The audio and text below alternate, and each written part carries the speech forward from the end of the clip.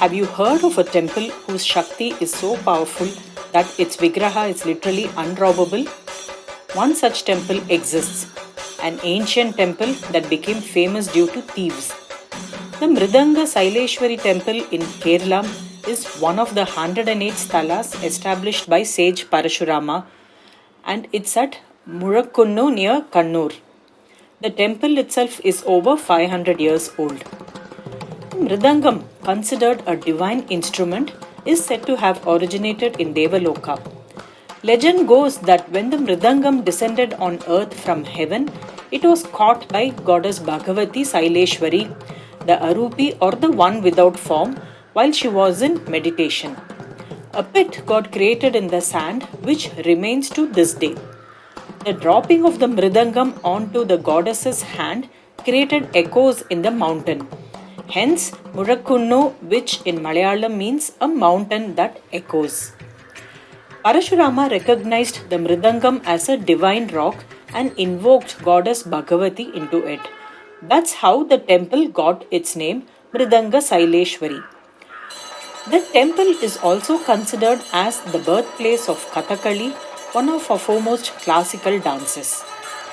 The Devi vigraha is 3 feet tall, made of Panchaloha, and is worshipped in 3 forms: Saraswati, Lakshmi, and Kali. Given this background, it's no wonder that there would be attempts to steal the vigraha. As many as 4 times in recent history, thieves stole the temple vigraha, but mysteriously they could not go far with it. And the reasons are pretty intriguing. In the first attempt in 1979, the thieves abandoned the Devi vigraha close to the temple itself. The vigraha was reconsecrated with intense rituals spread over 41 days and with chanting of mantras 41 lakh times. The second theft attempt a few years later gave no immediate leads to the police and the vigraha disappeared for a while. An Ashtamangala Deva Prashna, a ritual to ascertain the cause for specific acts, was conducted to identify the people behind the theft. It revealed that the vigraha was in a specific location near the Tamil Nadu border. And the Shakti of the vigraha would help disclose itself within 42 days. And that was what happened to. On the 42nd day, the police were informed of an abandoned vigraha near the Tamil Nadu border with a note: "This vigraha belongs to Mridanga Saileshwari Temple. We are unable to carry it further. Return it to the temple." So the vigraha returned safe and was reconsecrated with rituals. Strangely, on both occasions, there was human excreta within the temple premises.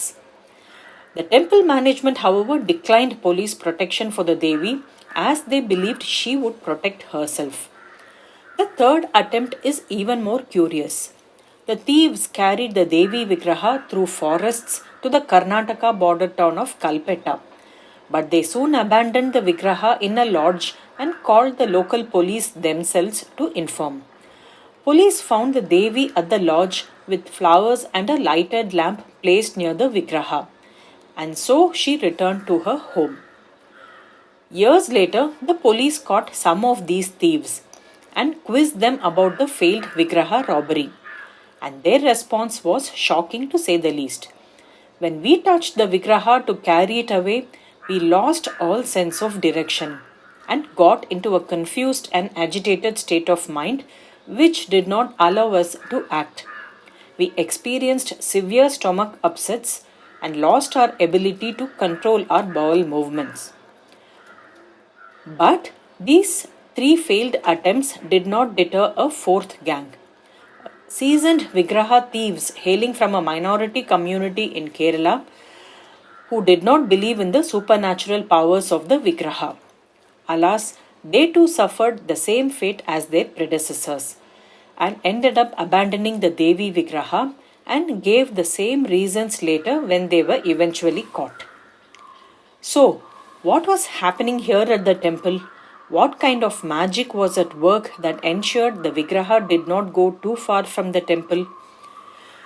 The Pratishta Karmam or the installation and consecration of the Vigraha is a very elaborate ritual spread over several days. And the inabilities of the thieves is the result of those tantric vidhi or special mantras. And every time the Vigraha came back, the rituals were repeated.